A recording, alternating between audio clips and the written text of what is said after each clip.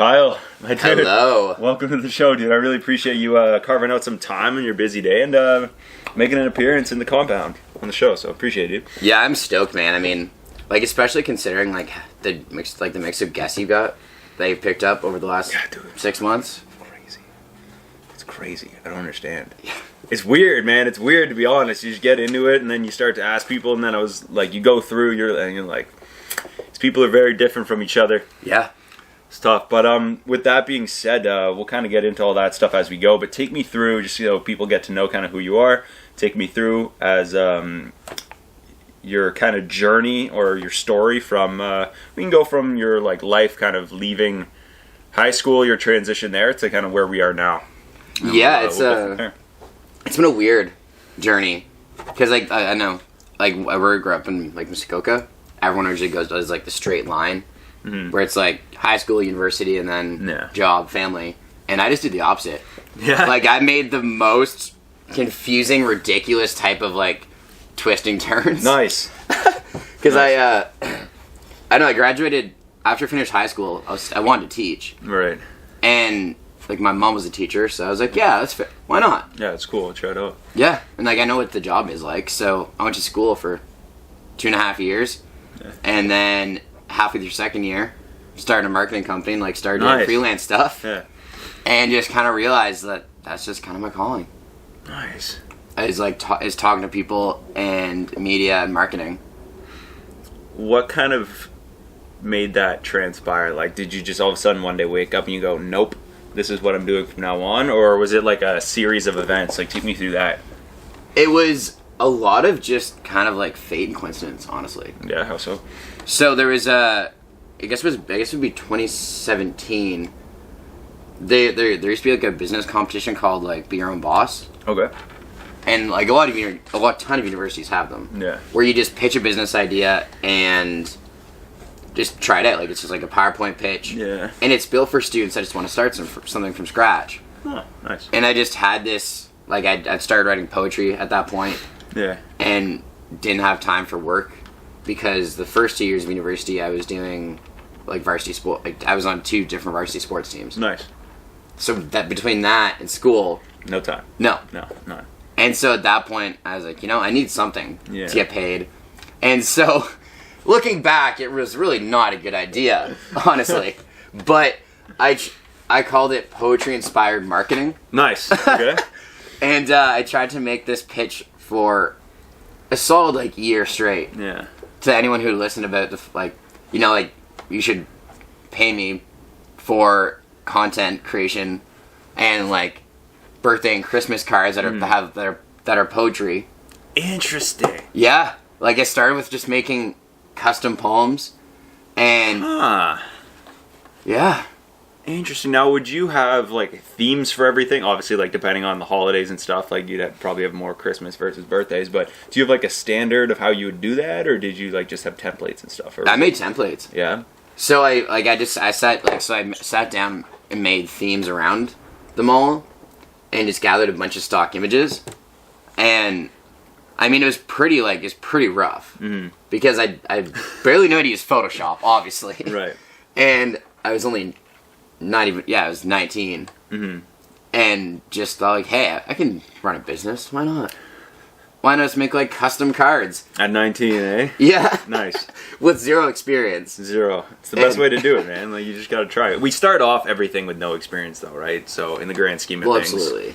And that was the best part of it, I think, because I mean, looking back, I'm really glad I did. Nice. Because I called the company Poetry Ghost, and that's still what it's called now, except it's more involved and actually a legit company with. Yeah, you're able to make money off it. Yeah, and it has real products, not just because especially making like those poetry cards for people and trying to sell this idea that you should pay me to do your writing for marketing, right? Because of poetry, it's ridiculous.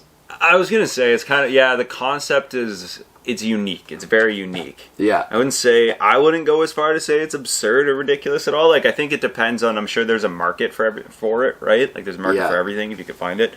So I think that's really cool. You're able to kind of turn that something that you were doing and then make a profiting business from it, right? Like, isn't that kind of the whole point or the goal of things? Like, hey, whatever I like to do, let's just make some money doing it. Yeah, and I mean, it was a fun journey too, because, you know, like I'm kind of blessed in a way that I made such a unique sort of like proposition. Yeah. Because it was so hard to position and pitch to people. But also, so like, there's that, but then also, I didn't have any experience whatsoever in marketing. Right. And so, it just took a ton of psychology and just specific words, and like even, like, it just became I had it down to a science that I would walk in a room and meet someone and shake their hand and then be able to read them and figure out like which one of three phrases I should say first to describe my business that would appeal to them. Now then, with that being said, what was your philosophical approach to that? Like, how did you, your psychological approach to the beginning of that? Like, where did you like dive into that thought process of figuring out, oh, I need to act, this is kind of brand new? How did you start? Like, what was step one? I think, honestly, step one was just trying to find ways to appeal to the emotion. Yeah. Because I realized over the years, and I mean, I'll tell clients this too, and people, and like just anyone trying to start a company that's sort of like younger, like early 20s even now. Like, well, at this point, early 20s. Early 20s, yeah. That it's all about appealing to them and knowing whether you have to sell the idea of something or a product. Right. Because I was selling the idea of poetry-inspired marketing content. Right. Which is very different than the physical product, what they'd be buying through that process. Right. Because, I mean, like, I could have done anything with it. Facts, like, the writing the cards, I guess, stopped after a while, because I realized, like, this is not working really well, and I don't want to work for Hallmark, so... Yeah, fair. They have a nice store, though. Like, they have nice stores. So. They really do, you know? Like just, like, if you think about it, you know, like, it was... At one point, I did have this, like, I envisioned a bunch of cards that I wrote and, like, a Bath and Body Works type of shelf where it's just, like, it stands out and it blends. Ooh, that'd be awesome. That'd be cool, though. That'd be pretty cool, yeah. Do you have, like, a... thinking back on it, do you have, like, a card that you sold that you were convinced wouldn't sell, or like one that was like, I'll just see how this goes, or like a memorable number one favorite? Or honestly, like I think it was the one where I wrote once a card for someone whose grandmother had passed, or she was passing, which I feel like this is like a really good example of how how the roads have been just all over the place. Yeah. Because I thought it was great. And so I actually made that into a template and tried to pursue the idea of making a sympathy card based on what I made for a client. Come on. And because it was pretty beautiful. Like, the writing was great. Yeah. But as soon as I like put it online, I think I only saw like what a person messaged me and wanted to customize it. And I was like, all right, this is I got to move on from this. Yeah, and they're like, hey, we want to take your very moderately simple idea, but like change the whole thing. It's yeah. Like, well, which is it's fair. All right. Yeah.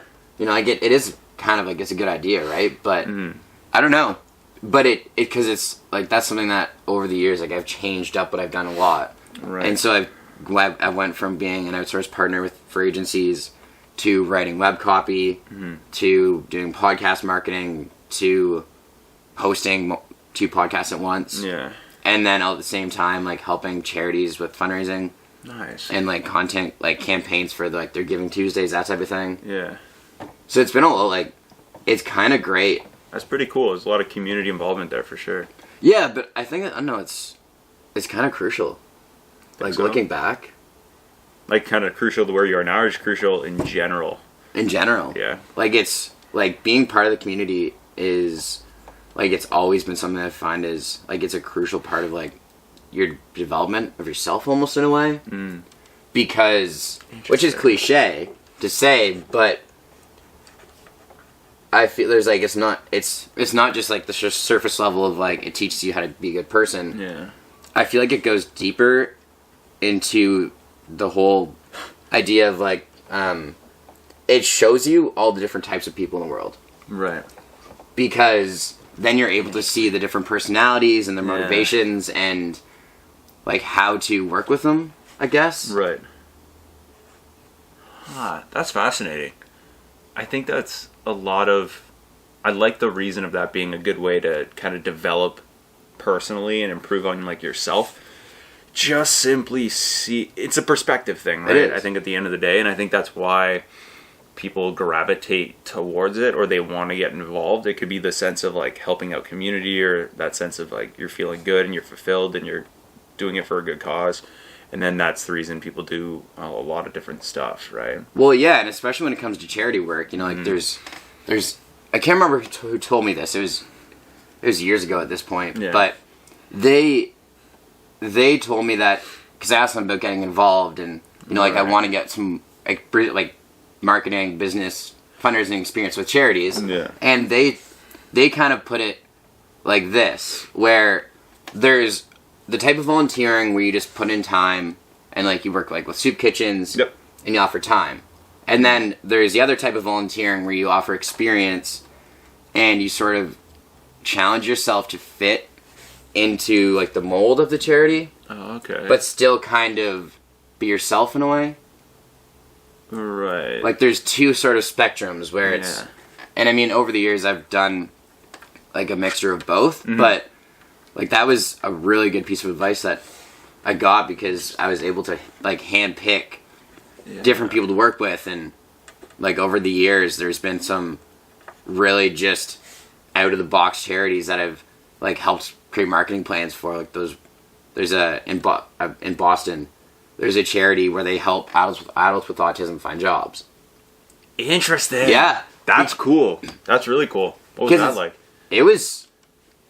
actually kind of cathartic because my younger brother, so my brother's 2 years younger and he's autistic, and when as soon as I saw the charity, it just kind of clicked because I didn't really like. I remember that my parents would talk about how like hopefully when my brother graduates high school he can find a job, but no one really gives him a chance. No way. Like because it's it's a dependency and you know. Yeah, man, for sure. And well, it's also like I mean, like they're not sure if they can pull off the job, right? And so like that charity in Boston, it was interesting because I was able to kind of like it really clicked, just at like how tough it actually is, and the hiring protocols and like other health charities and like was it 2018 I think it was that I did a bunch of just. Like sort of not quite like outreach type stuff for a charity that sends medical supplies to like Africa and different third world, like not Uganda but like very specific just unrecognized countries in Africa through suitcases. That's pretty cool. That's cool stuff. Wow. So it's kind of great because it's not paid, right? But looking back, I would still do the same thing all over again, just because it's like and you probably found this too with this like random projects you've worked on over the years that like it's kind of that experimentation and seeing all the different goals and like the ways that even if someone's like I just want to get more donations or we just need more volunteers, it's different for every single charity. Right. Interesting. I had it's funny you mentioned that because I've had the main one I could think of, like the biggest bulk experience I had with that. Obviously, like the weekend event stuff here and there. Not so much as I've gotten older, which is probably not ideal. You know? But it's not like the older I get, the less I help the community. It's more just it's geared differently. But yeah, no, it's honestly right. Like you're more focused because you know how you can actually help. I feel like. Right, and it's more like a help in the grand scheme of things, and then help, like, just not be a shitty human. Yeah. Which is it's tough, we'll get into that every time. But anyways, so I did a 2-week service trip to Ecuador in like I think 2018. No way. Yeah, so that was a blast. And to kind of your point, when it comes to that type of stuff, it was through Me to We, but seeing each different like facilitator a part of that community in the villages there, and how that, like, one person's sole life focus was bringing water to that specific village. Oh man. Which, like, couldn't find them on a map. Be like, but you can look and be like, this chunk of shrubbery and bush is where X amount of 140, 150 people live, and it's just one guy's sole focus is bringing water as a resource to this community, and that's his life focus. That's wild. It's kind of crazy, right? And it's like the passion they have for things like, that's what it is, right? It's the passion you see on these people's faces when this guy's showing me a filtration system for the water, and he's like in tears telling me how they got it. And he's like, and we were shipping it, we were boating it 8 hours down the river in the pouring rain. And I mean like Amazon pouring rain. Which is committed too, because ridiculous. Like, Amazonian rain is, it's not rain, it's like downpour. Right? And I can't explain that. I can't explain that enough. Like, if you haven't experienced it, you can't really grasp an understanding from it. Like, the hardest rain we have here is just is like double that, and that's kind of normal. Yeah. And the majority of the time it's more than that. So it's kind of, it's kind of off and on like that, rain-wise, but seeing kind of the passion people have for doing things like that in those countries specifically, when there's that much more work and effort that goes into it. This guy's telling me like how they're trying to bring clean food, and like they're trucking buckets of water, like dirty water from the river over, like they're walking 10 kilometers to where he's got this net, which is basically like, I would think of it as a screen we have on our windows, pouring this dirty water in it, and that's step one. And you're like, so we just got to get it here, and then that's step one, right? And that goes into honestly, it. That reminds me of that age-old phrase when when kids complain about how they have to take a bus to school. Their parents are like, well, in my day we walked uphill both ways and through the snow, and we had to climb trees on our hands. It always gets more exaggerated the more they tell you, eh? Oh, absolutely. Like, every time that, like, I mean, I was lucky and my grandparents never really did, but we grew up in the middle of, like, I was in the area of Muskoka where I was in the middle of nowhere. Right. What area of Muskoka? Milford Bay, actually. Yeah? Because I know... You've been to Halliburton? Yeah. That's as close as I've probably been to. Like, I've been there a bunch of times. I worked at an outdoor center there, so. Yeah, so Milford Bay is kind of like, equal to like some of this really tiny like hamlets on the edge of Halliburton. Oh, no kidding. Where? Yeah, okay. So there's the sort of like the area I grew up, and then to go to school you go into town. Mm-hmm. And then if you turned right on the highway instead, then you hit like the tourist area of Port Carling and Muskoka. Yeah. Okay. And so it's like right between.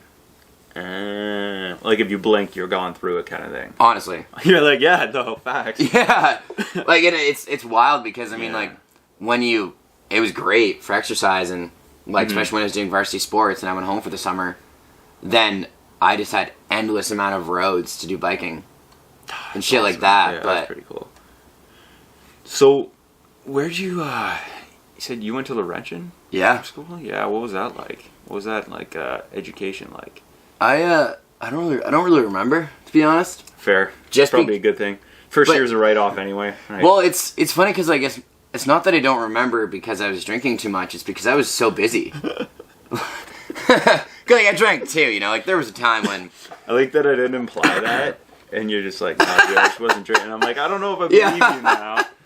But well, I mean, yeah, there was that, you know, like there was one night in first year when I had like, I think I had to go home for reading week. My goal was to finish. I had 19 cans of beer left in the fridge, and my goal was to finish all of them because I was an idiot, and I didn't want to have them left in the fridge when I left. I don't blame you.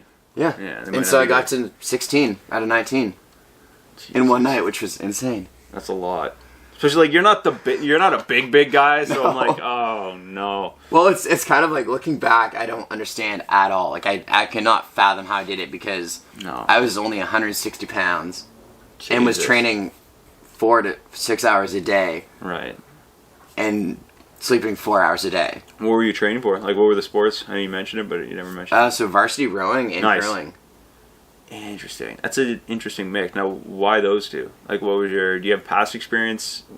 With curling, I did, yeah. Like, I played curling for 10 years. Oh, nice. So I played, like, competitively in high school. Jeez. And then looking back, and if, like, just a pro tip for anyone out there that is in university and sees a few sports and they're good at multiple sports and you think it's a great idea to do both.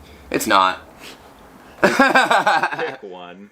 Honestly, because with the curling it was great because there's only a few practices, but then I saw varsity rowing and just sort of like it's on the water and the training and the work ethic and I don't know what called me to do it, but I committed 110%. It was nuts. Right on. For 2 years straight, and man, that's awesome. Oh yeah, like and looking back, it was a really big part of my growth because I was like I learned a work ethic and also just like how to get past pain, which is a big part of it. Dude, it's huge, man. It's huge for sure. Wow. Now, switching gears a bit, I want to know. So you kind of do a bit of comedy, you do a bit of like poetry when it comes to those kind of things, right? More as passion projects, right? So what's kind of the difference in your mind? Like, how does writing comedy stories, like the storytelling process, change when writing for comedy versus when writing in poetry? Like, how does that story change? How do you approach that? I think the perspective changes, or rather the information that you take in and use changes. Right. And so with poetry, you're really going for the emotion and the image and the story, and you want to really like grasp the reader's attention and just keep it there. Right. And so from like the first line of poetry, like if you say like trees were blue until one branch died. That doesn't really make sense as a line, but like you could see in your eyes that you're like, what? Okay. Yeah, I was like, oh, okay. Whereas like with comedy, it's like you make it more clear. Like you kind of just at least with my approach to comedy, I find, which is very much like a lot of like wordplay and like very subtle jokes and a lot of layers of sarcasm almost. Right. Where if I was going to do the same thing with comedy, it'd be like, have you ever noticed that, or rather, when I woke up one day and I saw a bunch of trees were blue, but then I realized I just had my UV glasses on. Where it's ridiculous, but it's that more clear, direct approach. Right. Of like, here's the joke, here's the topic, and then here's the punchline. And it's up to you on which you want to grab onto. Okay. Yeah. That makes sense. And then, but with poetry, you kind of give them the punchline right away, so to speak, and like you kind of hand them the whole package. Oh, that's a really good way of putting it. No, that makes a lot of sense. Wow, because I know it's both like a similar form of storytelling, but yeah, it's just, so I guess, a piece of what the story is you're giving them. It could be the setup, the metaphor, the punchline, everything. And it all depends too on what you're going for. Yeah. Because there's so many different types of comedy. Right. Like there's the one-liners, and then there's the guys who spend 5 minutes talking about like just a really awkward sexual experience. Yeah. And then there's it's just outrageous. Yeah. So outrageous that it's funny. Honestly, right? Like it's not really even that funny if they weren't ridiculous. Like Theo Vaughn is a good example. Yeah, great example, dude. Yeah. That like just his stories of where he came from. Yeah, ridiculous. Yeah. It's not really even that humorous. It's just the absurdity of it. Yeah, and I think you pair that with his ability to deliver it candidly, like it's no big deal, because to him it is no big deal. Yeah. So I think that, and then people's reactions, he still stays neutral, and I think his ability to do that is what kind of made him jump to mainstream. Yeah, and that's the thing that I find really interesting about comedy at this point. Because I've been going to comedy shows and like poetry and art and Yeah. like avant-garde music and just everything in between. Right. For 6-7 years. Mm-hmm. And like that's kind of, and I think that like what I love about comedy the most is that there's more room for creativity Then poetry? Yeah, honestly. Interesting. What way? You can play around with it more, and you can change your angle, but still say the same thing so many different, so many ways. Honestly. Okay, I see what you're saying.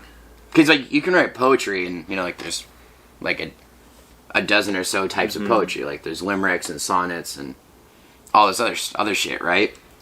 But sure, dude, you're the expert, not me. Well, there's like the Irish like play on words where it's kind of like goofy, like a drinking song. I could probably tell you the difference between the genres if you were to go give me an example and give me an example. Yeah. I'd be like, oh, this is different than that. Yeah. But I could disassociate the two, but I wouldn't be able to tell you what kind. Well, and that's like, and so that's what I mean. That comedy, it's more of a gray line. Right. Like in poetry and in music, there's kind of like a definitive line between sounds and style. But in comedy, I don't know. There's something that I really fucking love about how it's kind of gray. Mm-hmm. Like you can say the same joke in 3 different ways, and the punchline is in a different place, and the callback, so to speak, where like you make the punchline, you say something that's sort of like a misnomer, right, and then you say something that refers to your punchline again. Huh. And so like the ways you can play with that, and there's some brilliant someone like Cole Leonard.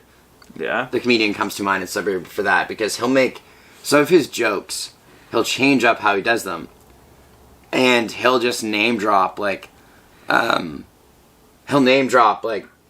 Holocaust, for example, and then he'll be like, then he'll make like a joke about anti-Semitism in the same sentence as the Holocaust. Right. It's how he strings it together and delivers it. Yeah, because in the crowd, I mean, he's one of those interesting guys where you don't know what to expect. Right. But there's something magical about the amount of space that you have to work with the comedy. That's awesome. Switching gears now, as we were just kind of talking, with the storytelling and stuff, how did you, because here's the thing, I'll tell you something pretty cool. For the longest time, I was like, I'm the only show in Sudbury that I knew of. Yep. And then David Kurt with Late City Realty and you were the only 2 other people who I knew were doing something. And then I came to like notice, and then I was like, oh, other people have had shows longer. Cool. Yeah. So kind of understanding all that, how'd you get into podcasting? It was actually kind of by just random fluke.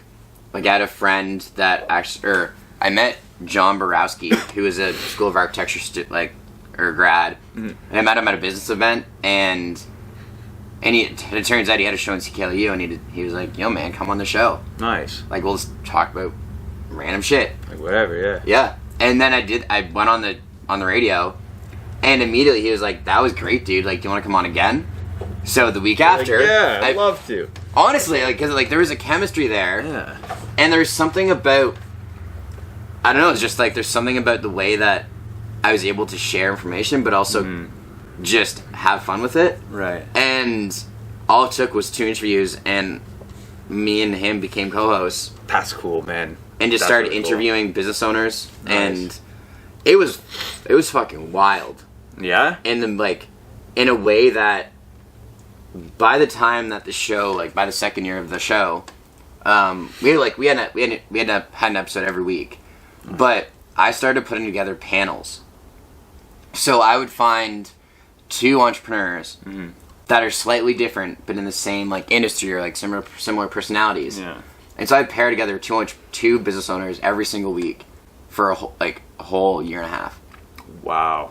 And at one point, brought 3 people on the show. Yeah. Like a painter, a DJ, and a blind hip-hop producer. All on the same show. A what? A blonde? Like blind. Oh, blind. Like, can't I mean, that would be great. I was like, interesting distinction to mention. Like, what does that characteristic have to do with anything? You didn't mention anything. I'm like, yeah. Yeah, so you got this DJ, this businesswoman, and this blonde dude. Like, yeah. Like that's like, you know that guy, or like that blonde dude? Yeah. That one. So... No, that's a show. Like, actually, I mean, there's a ton of great comedy podcasts that run with that. Like, I mean, especially because that's kind of not where the inspiration came from. Right. But seeing the mixes like that, and a lot of cool comedy podcasts, like, they will, not to beat a dead horse, but they'll take that concept, so that, like, their show will be like, the Glen podcast with a blonde, a brunette, and a gray hair, and like, and it'll just be three random strangers that each have the color hair. Just fit the description, eh? Yeah. Jeez. And I mean, yeah, that's hilarious. And it's kind of funny because it's kind of like that though, like when it came to making pairings, because you kind of want them to come together, but also kind of show how they're different. So like when one person spoke, then it triggered an idea or thought or like experience from the other person. But then at the same time, it also highlighted the subtle differences between like a death doula and someone who does like long-term death care. Right. Or like someone who does yoga and someone who works for CMHA on the same show. Mm-hmm. Like the very subtle differences. Yeah. Did you... What was kind of, if you want to share it, your like reach out strategy? Like, how do you contact all these people? Just fire them a DM, email them mostly? Yeah. Just literally those two kind of thing? And I mean... I also got people want to do it, right? Yeah, I mean, a ton of people do, and I also got really lucky that I went, like, I was always in the community, going to events, seeing things, going to art shows, and, like, YPA events, and just really anything. Mm-hmm. Like, it was, looking back, I overdid it. Like, it was overkill. But when I was 22, 23, I was going to 3 or 4 events a day. Jeez. Of, like, Jesus. Like from like an art opening to like a music concert to some sort of like business thing. Yeah. And even I was committed because like that's what you got to do, right? Yeah. Like that's as what you're doing, and as the business grows, you need to be in the community doing that. Honestly, right? Like I grew up hearing, you know, like you just got to put your feet in the ground, and I just took it. Weird, eh? But it's facts. Yeah, and when you take it that literal, it works. Like then, so that's how that's how I met all the people for the show, just over the years, or just by honestly just like randomly looking on Facebook, and just coming across people that like seem interesting, right? And I would kind of pay attention to like, oh, what are they attending, or like if I want to start doing shows that are more socially conscious, then you know, like I found out about they had like death cafes, and so you went and you just talked about death. What? And yeah, it's a big thing in England and Britain. Have you been to any? I'm sure 3 of them. Where? Like in Sudbury? Or? Yeah. It was Joy Weirta actually. Shout out to Joy for that because they were amazing. Like the experience was wild. Tell me what that was like, dude. Jesus. It is strange. I'll be honest, I would go just to understand, like just to wrap it, but if you give me a good enough of a description, I'm good. Yeah. That's just not my... It's, be intrigued, but... I'm sure... It's one of those things that you have to go into it emotionally and mentally prepared. I wouldn't know how to approach preparing for it mentally and emotionally. That'd be my thing. I would have to, I would have to dive into it, so... I don't know. I mean, I went into it unprepared, but... The brilliant thing about it was that there was table prompts. Right. So you walked in, and everyone is a stranger, and you sit down at a random table. Right. And there's just like a bunch of like where the business cards are, those would be prompts of like, how would you want to die, or like what would you want your family to know before you die? And it was incredible because it created conversation around it, so it's not as terrifying. I love that. That's pretty cool. Yeah. Kind of terrifying, but I'm glad there was a I'm glad there seems to be, from what you're saying, a structure to them. Yeah. Which kind of made it. It's an open-ended structure, right? But it's like, hey, we're gonna give you the tools to kind of. Well, it's community driven as well. Where like, so they're given the tools.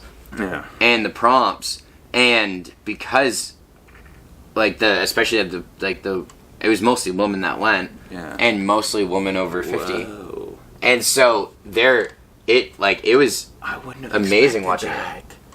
Whoa. Yeah. Dude. Seeing them talk about it, I mean, you know, like there were moments that someone would cry, but it's good.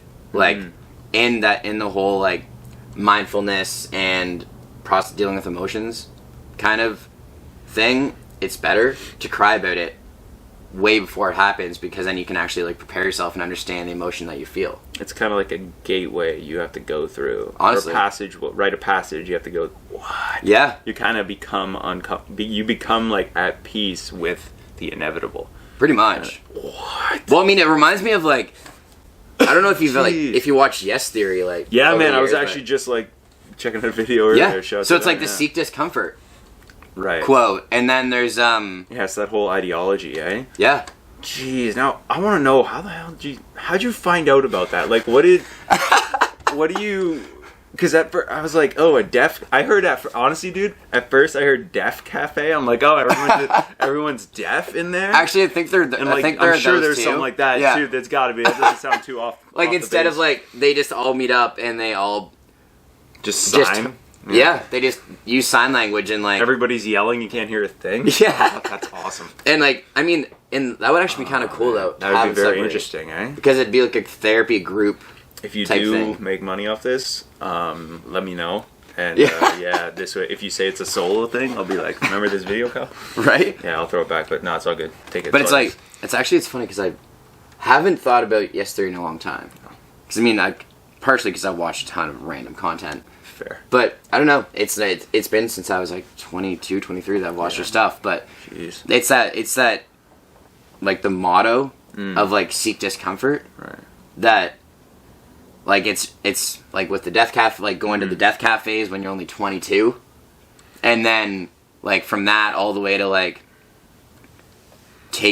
going to conferences where I was clearly not like where I didn't fit in, or like I was in Toronto in 2019, so before COVID, and by fluke there was a Latin American startup conference. So it was a conference full of Latin American startups that all came from like different areas. Yeah. And they all pitched. And so it was amazing. That's crazy. How'd you hear about this? Like, Google. how do you just Google? Yeah. Just like shit to do on this day? Honestly. Like, as simple as that sounds? Google has been my best friend for years. Jeez, so that's how you found out about the Death Cafe? Yeah. And events all the time. You go events in Sudbury today or whatever, and that just came up, and you're like, oh. Yeah, man. It's really like, it's funny because over the years, people ask like, it's too simple. Like it does? Like it's an easy thing right there. Like, and I think that's the beauty of it. Yeah, just the simplicity in it. Yeah. Because then like it's so like, it really is. It's funny. Whoa. Over the years, how many times I've been asked like, "Yo, dude, like you're everywhere. Like, how do you do that?" And I'm like, I just use Google, and I like a lot of things, and I just put in the time to sit down and just search for events and like find things that I could be like that I might like or like might get value out of. Yeah, interesting, dude. I like that. I love that approach. I think that's a very, very open-minded approach to doing things. And you're like, hey, man, I like a lot of shit, and I think you're a great example of, and I'm sure you've heard this solution, but when people are like, I don't know what to do, or with my life, I don't know what I do. I'm like, fucking try some shit. Yeah, honestly. You'll figure it out. Try it. People are like, oh, what have you done? Well, I worked at one job in retail. I'm like, well, you have no idea what you want to do then, right? Yeah. But I think you're the epitome of the solution to the problem of I don't know what to do. Yeah. I think you epitomize that very well, just with how open-minded you are towards things. Yeah. And there's some like with I hear the Death Cafe. I've seen other stuff you've done. I've been around, heard people share things where you've come up in conversation. I'm like, It's very, very. You're not. I wouldn't say all over the place because it takes away. Yeah. But like quite literally all over the place. It's diverse in a way. Yeah. Thank you. That was a better word. And I appreciate that, man. Like, because that's something that I worked really hard to build up. So like, I'm really glad that you said that because it's for sure, man. It kind of. I mean it. Thanks. Like, and it's one of those. It never was really on purpose. Right. I'm just a strange kind of dude. Yeah. And I just like a lot of shit. Right. And I don't like to sit still or like be in one track. Right. Like even like when I make goals, so like every year I'll make goals. I have 8 categories. Jesus. So I'll have like spiritual. Oh, there's one for like spirituality, one for like marketing, one for like poetry, one for podcasting. Whoa. And so I'll break it down. Dude, I love that. It's so much easier, man. Yeah? Does it make it easier to accomplish them or just, eh? Yeah, and then you can also categorize. Like, maybe it's because the way my brain works. Yeah. Like, it works in a really fucking weird way. Where I can, like, it's all boxes in my head. Right. And so if I, like, we're going to do this interview and then, like, in 5 years, someone will mention your name and I can immediately, I can visualize, like, just finding that box on the shelf and open it. And I'll somehow remember, like, all the shit that we just said. Yeah. And so it's the same thing with, like, the goals where, like, poetry will be so specific that I want to finish a poetry collection this year. Right. And for podcasting, that I want to get onto CBC. Nice. And so I mean, it does work and it doesn't. Like, there's flaws to it as well. Because you can't have too many goals. No, because then it's that whole thing of like you can't half-ass 2 things, you whole-ass 1 thing, right? Yeah. You spread yourself too thin, right?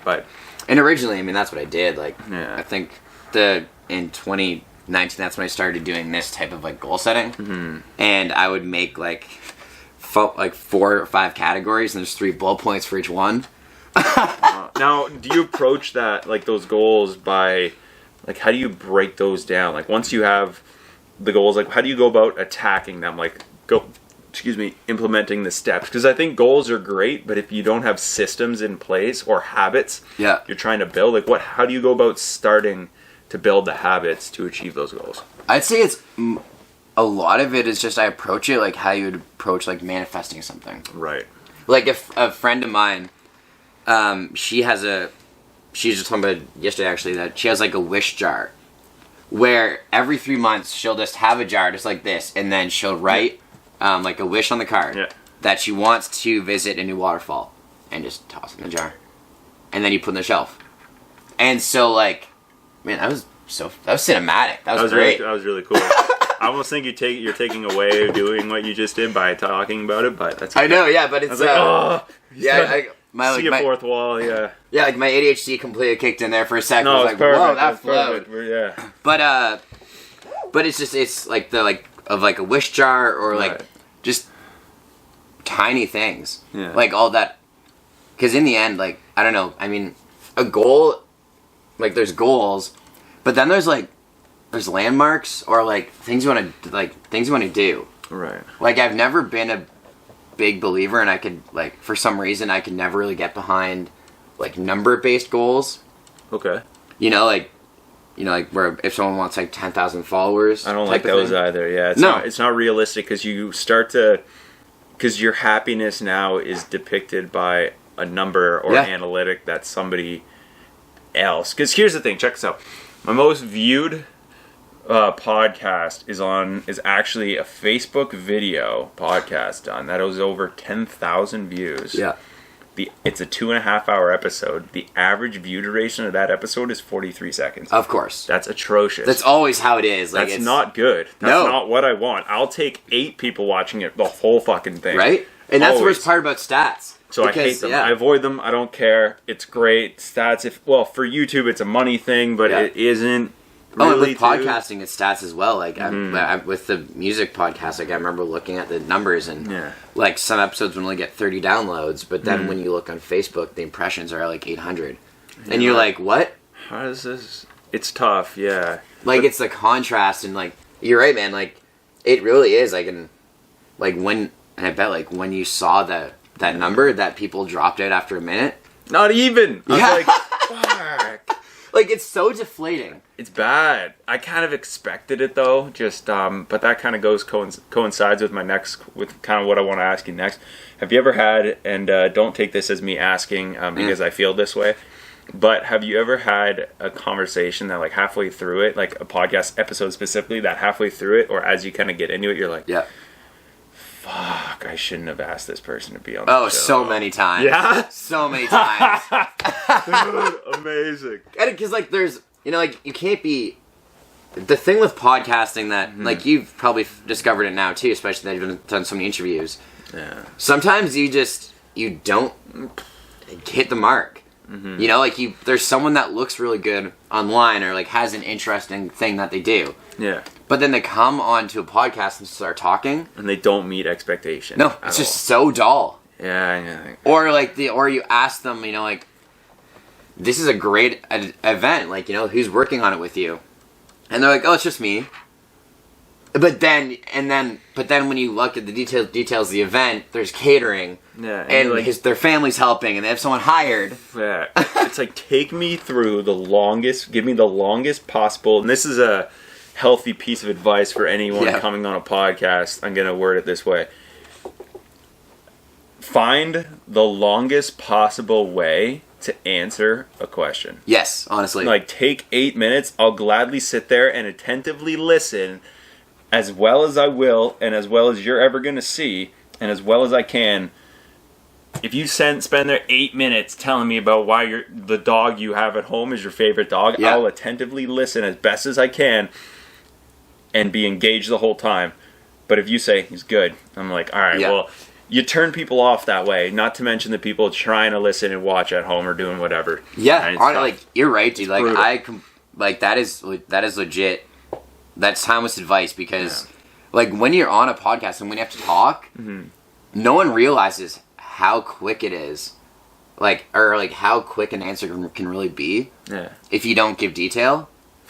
Because, you know, like I remember I did an interview with a hip-hop artist, and we spoke for 10 minutes.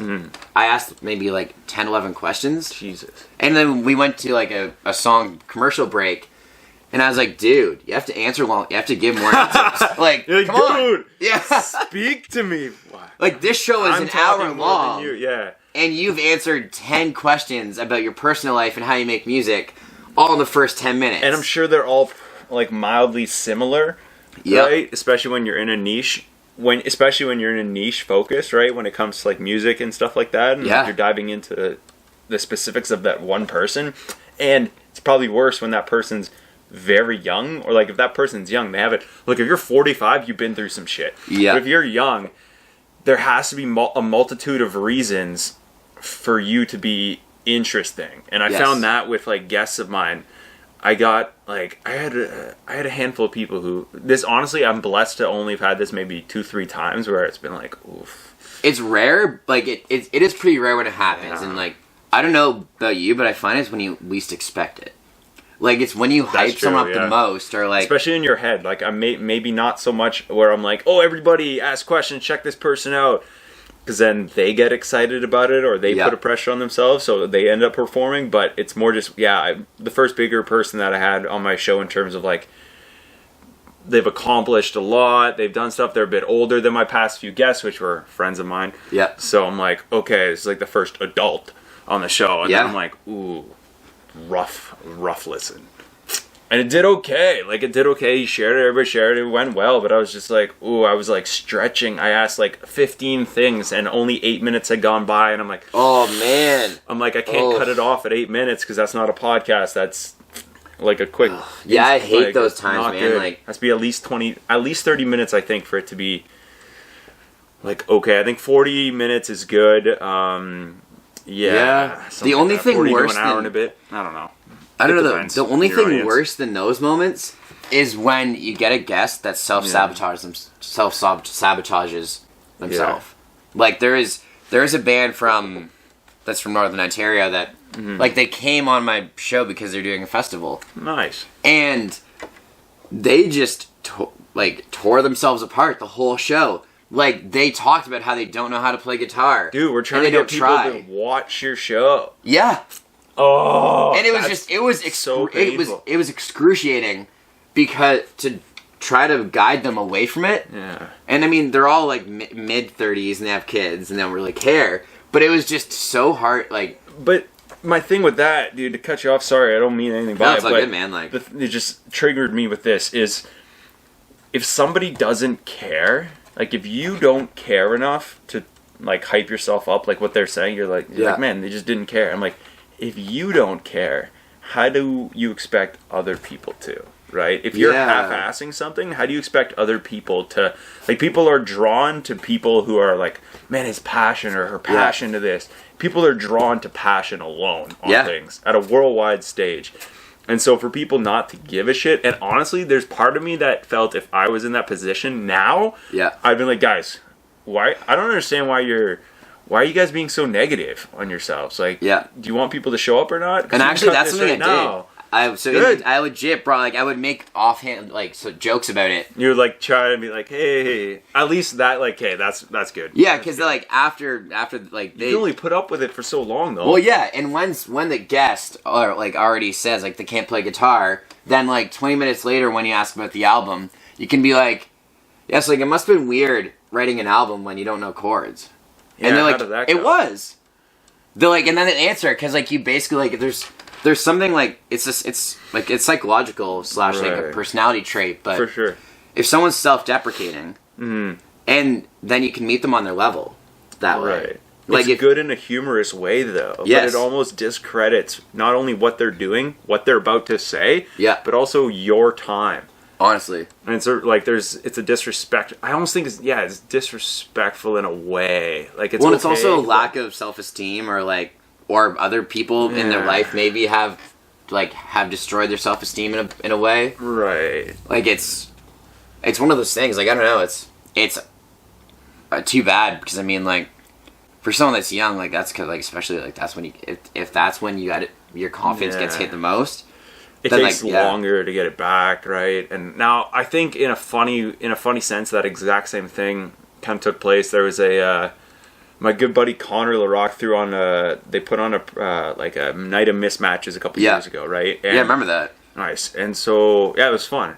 And I ended up I was on the side of the stage when I overheard after Fortunate Losers played, they came down and one of the guys said the guy's like, fuck, my guitar wasn't plugged in that whole time. And I lost it. I was like, dude, what the fuck, man?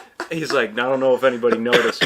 And I'm walking around, and then I'm talking to my guitar instructor later, shout out to him, Cam, and he goes, nah, if there are any musicians in the crowd, they'd be able to tell. Yeah. He's like, you can kind of hear, you can see what they're playing, and if you can't make out the sound, and you're like, why am I not hearing this E chord you're playing? You're playing a hard power chord right now, and I don't hear a thing. Weird. Yeah, and I think that's a good point because, like, me and my friends, just because I've experienced and seen a lot of, like, way more shit than anyone ever needs to see in their life, just because of the people that I've met and things I've done and just places I've put myself in. Fair. And a lot of my friends are the same. And so, like, we'll joke around like that. Right. And it'll be a self-deprecating kind of humor. Right. It's humor. Yeah, it's humor, and it's also, we're all aware that we're all really intelligent. Right. So there's a line of, like, it's a way to break the ice. Yeah. But it's also a way to kind of, like, bond over, like, as intelligent people. Like, it's like sarcasm. Very much, yeah. That it works well with friends. Yeah. But in the case of, like, the dude from the band or, like... that example, yeah. Or even, like, on a podcast when someone does it, it's just, like... I know it's not good, you know? No, it's not. Because it discredits, yeah. Yeah, very much so, very much so. And I think that discredits it's frustrating, man, at the end of the day. It is. I think it was last year, or the year before, like, I actually made, like, just out of curiosity, because I was doing some market research on podcasting, I made a spreadsheet on Excel of all the podcasts in Northern Ontario. Jesus! And, Tell me about that. There's 45. In Northern Ontario, eh? Alone, yeah. Why do I feel there should be more?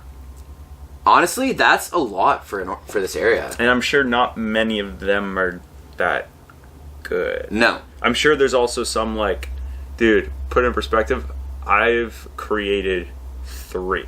Yeah. I have 1 right now. Yeah. I've created 1, didn't go. I fell short after 5-6 months. Created another one, fell short after a couple months. But the common denominator between all of these shows is there was a co-host each time it failed. Yeah.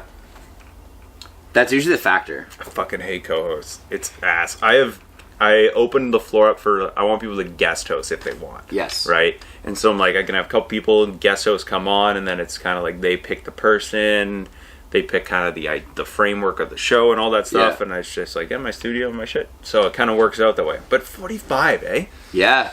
And I mean, some of them, so like, if I remember, it's been a while since I've looked at it, but there is about half of them are co-hosted, and then the other half are solo stuff, only one host. And there's like 5 or 6 wrestling podcasts. There's a few about video games and like health. There's random business ones. I think I am one of the only music podcasts that does Nice, interviews. man. Good for you. Besides this guy that used to live in Sudbury, but now he's in Toronto. And his show is called No Sleep Till Sudbury. Nice. And he does music interviews, but like it was just a random research thing that I researched because I was like, nice. and I like his that. show is great. I like that a lot. Good. Because his show concept, because like shout out to Brent Jensen, because like the show is really well done. Nice. Where he'll bring musicians on and he'll get them to pick 5 songs, and talk about why they chose those 5 songs. That's cool. And it's just like you can see behind the scenes of like what the musician likes, or like maybe there's a song that's really sentimental, and then they share a story about their life. Whoa, dude, I love that. Yeah, that's really cool. I always thought I thought there'd be more, and I like the idea. I think it's very, very. The market overall is very saturated, and I think at the end of the day, it comes down to do something that you want to do.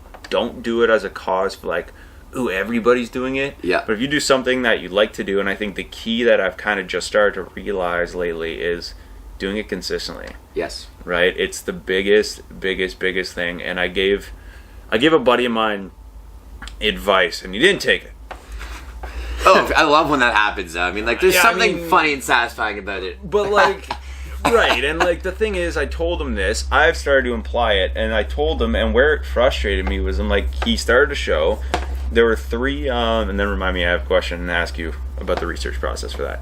But I ended up, I told him, I was like, hey, man, can I offer you, we were doing, like, an Instagram Live one night, and I was like, hey, man, like, can I, I'm like, I know you just started the show, you're like, 2 episodes in, it's this really big, like, you Glenn.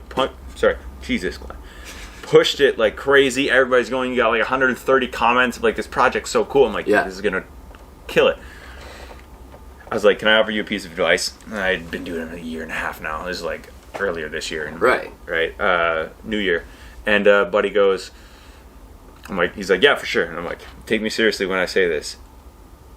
I'm like, discipline. I was like, consistency. I'm like, if you're consistent, you'll be fine. But I told him, I'm like, there's a statistic that I read in a presentation that this guy was doing, this gentleman, Ryan McMahon. Yep. He was like a really good comedian. He was like, hey, 83% of podcasts don't have more than 3 episodes. Yep. And I'm like, no shit. Because one of them I had has 3 episodes. And a lot of that list is the same thing. Mm-hmm. Like, I left them on the list just because it's just helpful to know. And like, if I ever have a client who wants to start a podcast and they're thinking about topics, then I can look at the list and be like, I mean, it's interesting because there's like no one's done it before, or like someone has tried it and only did 3 shows. But you're right, man. Because actually during COVID, I stopped doing music podcasts because I knew it wasn't worth it to compete with people that are going to try to do 3 shows and quit. Yeah. Just because it's something that it's a great idea at first, but it's really hard to maintain. It's difficult. It's tough, man. It's tough to get like guests. It's tough to like keep on top of them. Yeah. People commit and then bail, and I'm like, fucking at my wit's end with that, man. Honestly, I'm at my wit's end with that. I'm like, oh man, like if one more person He's like, yeah, I'll do it, and then just doesn't. It's not ideal. But yeah, essentially, what was your research process like to find out like, how'd you go about it? You just Google search? I actually did kind of like keyword searches. Yeah. So like, I used that like the SEO approach where like you look with keywords, and then just did that for podcasts. So like, I specifically searched like on Facebook and Instagram and LinkedIn and Google, and mine showed up. Yeah. Nice. Yeah, yours did, and then like I'm trying to remember what else there was. Like there's a couple of guys from Eastlink, and like that's how the wrestling podcast showed up. Yeah. Because when you search Northern Ontario podcast, it's there. Right. I mean, the other hack that I did with it is that I have a Google alert set up so that with different like specific words. Right, for business, yeah. Yeah. And one of them is also like Northern Ontario podcast. So every week I get an email with that will like that if a story came up that has those words, I'll get suggested it. That's awesome. Yeah. How'd you set that up, or is that just like a very specific Google thing that you did? It's called Google Alert. Yeah. So like you just set it up.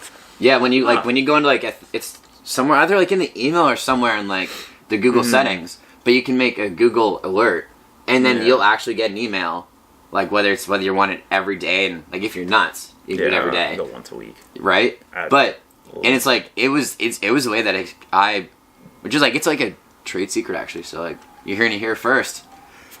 This is how I did it, guys. And it's it was the Google Alerts. Yeah. So I deleted a lot of them last week actually because I realized I don't need them anymore. Right. But I used to have an alert set up for the words Sudbury events, Sudbury poetry, Sudbury entrepreneurship, Sudbury startup. Interesting. And just everything else, like very specific things. And so then when I get the email, it actually keeps me up to date. So like that's how I found a lot of the businesses and companies for the radio show through those emails, because then Interesting. Yeah, man, like that's genius, dude.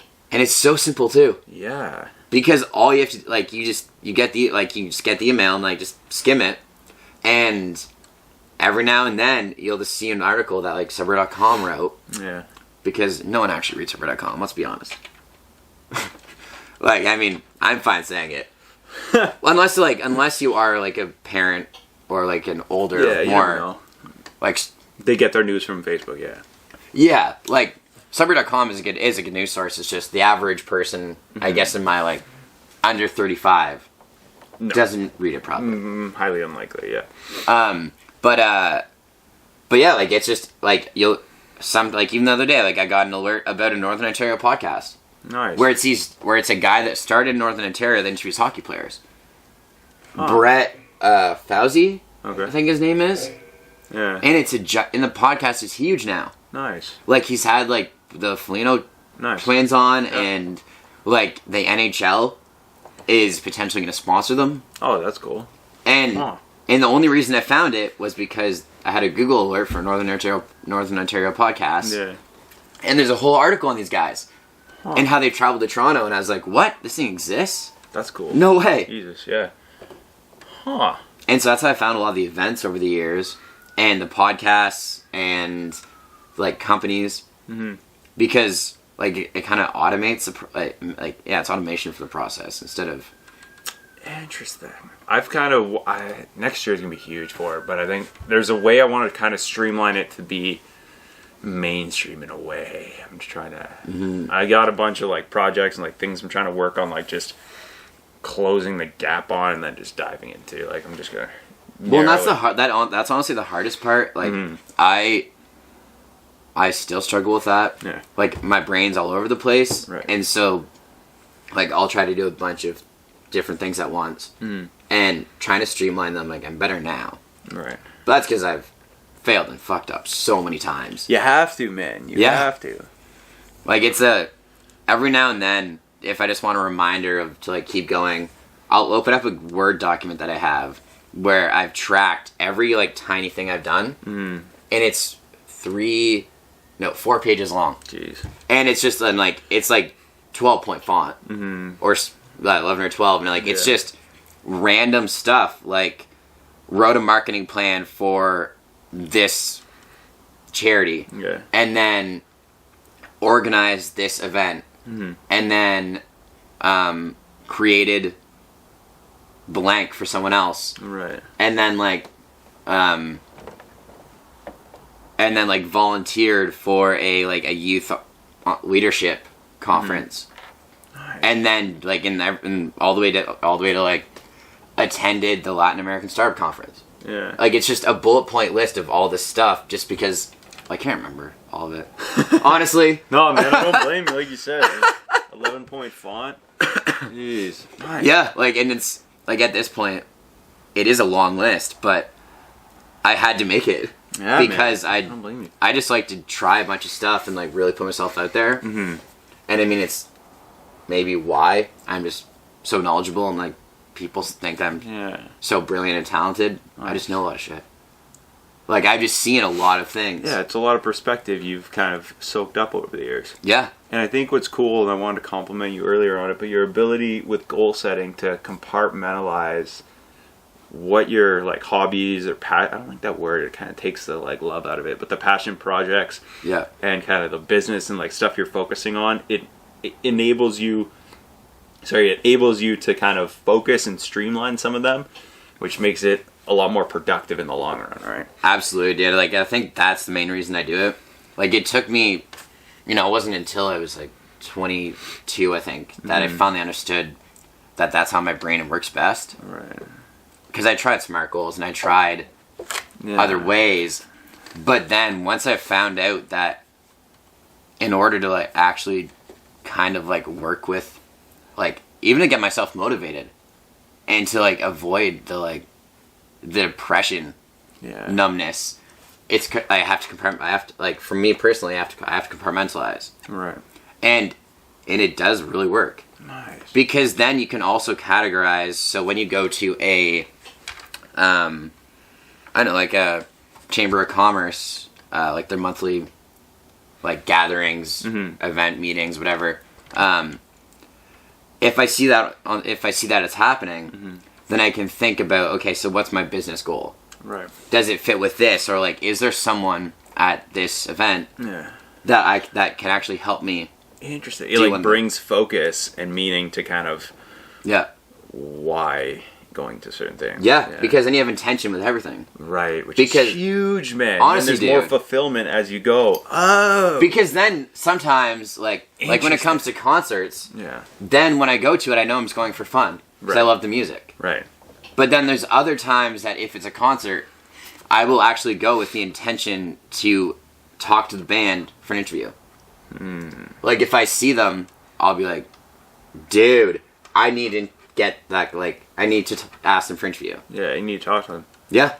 And so, but, and with art shows sometimes, I'll specifically go just because, I want to see the art. Right. But also the people you talk to are really a really big part of the community. And there's a good chance that I'll meet someone who can help me with my goal for poetry or comedy or fundraising. Yeah. That's super cool, man. That's a good way to do it. It's effortless, and it's, I don't know, if I think about it, it's kind of letting the universe take over. Yeah. You're setting a good intention, and you have a good purpose to go, and then you're basically just saying all right, universe, I want to do this, and I don't expect anything, but at least bring me some good shit. Yeah, right? You manifest it, right? Yeah, because it's something it's, and over the year, looking back, I'm getting way better at it now than I used to. Yeah. But, I don't think that's a big part of it. Right. Because it's, or even, I don't know, if you think about it, instead of calling it goals, you could even, make it, your manifesting list. If you want to get, really nerdy really and weird. Philosophical about it. Yeah. Or, your soul fulfillment list if you want to get Buddhist. Yeah, it depends on who you are. Yeah, I think so. Interesting. So, as we kind of come to an end about for today, I'm sure you'll. I'm sure we'll chop it up again soon. Oh, but, Because that hour and a half flew by. Yeah, that's what I'm saying. I'm definitely not looking like, fuck, man, I ran out of material. Yeah, I know. So, it's more just, it's getting later. I gotta work early. But, kind of, do you have, like, a last piece of, like, advice or something that you want to kind of pass on to people who watch it, or if they just catch this last part, or something that you want to resonate with the audience? So, yeah, let them hear it. I think that everyone should just honestly just say F it and do something. Yeah. Like, and really push the comfort level. Like, it doesn't have to be, and by that I mean, like this advice isn't like, go jump off a cliff, right. Bungee jumping. It's more like, just go to a restaurant that you've never gone to before. Yeah. Or like, go to a restaurant by yourself. That's a huge one. Yeah.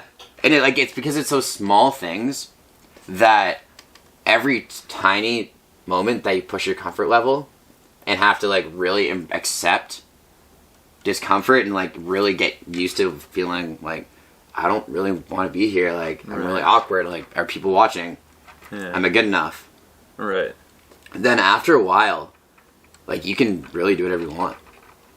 Because you get so good at being uncomfortable that it's kind of like there's a science behind it's like thrill seeking. Right. That with people that do mountain climbing, they've pushed their brains so far with being uncomfortable that they're just not afraid. Interesting. You get to that point where you're like, all right, it's fearless. Yeah. And so like it's kind of like, I guess in a way, like that's the advice is like, just be a mountain climber, but you don't need mountains to do it, honestly. Wow. I love it. Kyle, where can people find you?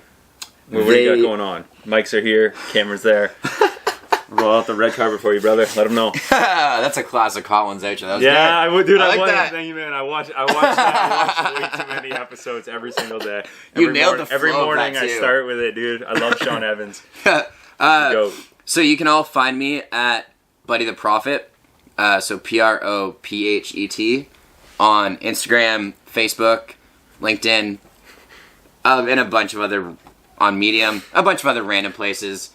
Like, and for some reason the name is not claimed anywhere. Even TikTok is available. It's amazing. Great. And if you do ever need content for your company, or if you have no idea how to sell something or market something, and you want something that's really out of the box and creative, but works, then just go to poacherghost.com. Nice. But otherwise, yeah, I know. You'll see me around at comedy shows. Nice. Yeah. I'm doing a poetry slam on New Year's Eve, I think. Oh, cool. Which is exciting, and yeah, I'll be around.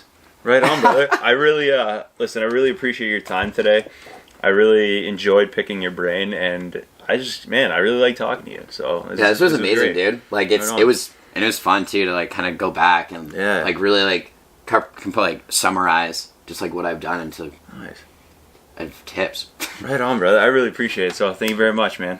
Yeah, awesome. man.